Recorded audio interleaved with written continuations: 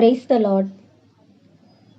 April 21వ తేదీ 2025. ఈరోజు దేవుని వాగ్దానము.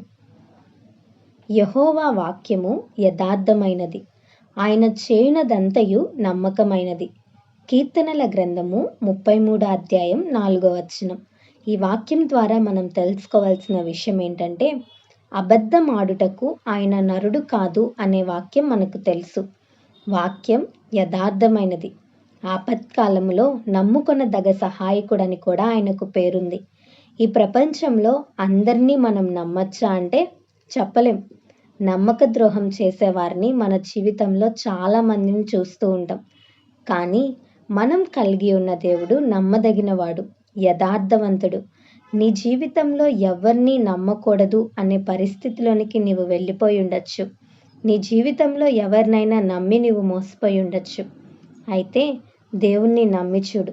నీతో వాగ్దానం చేసినది ఆయన చేయగలిగిన దేవుడు, నిన్ను మోసం చేసే దేవుడు కాదు.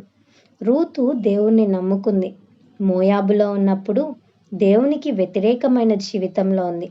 ఎప్పుడైతే యెహోవా దేవుని గురించి తెలుసుకుందో దేవుణ్ణి నమ్మింది. నీ దేవుడే నా దేవుడు, నీ ప్రజలే నా ప్రజలని తన అత్తతో చెప్పింది. దేవుణ్ణి తన జీవితంలోనికి ఆహ్వానించింది. మోయాబుకు చెందిన రూతును దేవుడు ఎంతగా హెచ్చించాడంటే తన వంశావళిలో రూతును చేర్చాడు.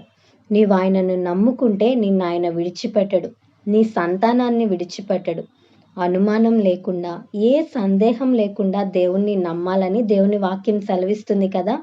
దేవుని వాక్యాన్ని అనుసరించు, దేవుని మీద నమ్మకం ఉంచు. దేవుని వాక్యం నీకు గొప్ప ఆదరణను, నెమ్మదినిస్తుంది. కాబట్టి దేవుని మీద నమ్మకం ఉంచి దేవుని వాక్యానుసారంగా జీవిద్దాం. అటువంటి కృప దేవుడు మనందరికీ దయచేయునుగాక. ఆమేన్. ఈ వీడియో మీకు దీవెనకరంగా, ఆశీర్వాదకరంగా అనిపించినట్లయితే లైక్ చేయండి, షేర్ చేయండి, కామెంట్ చేయండి, సబ్స్క్రైబ్ చేసుకోండి. మీ ప్రార్థన అవసరతలను మాకు కామెంట్ రూపంలో తెలపండి. మీ కొరకు తప్పక ప్రార్థిస్తాం.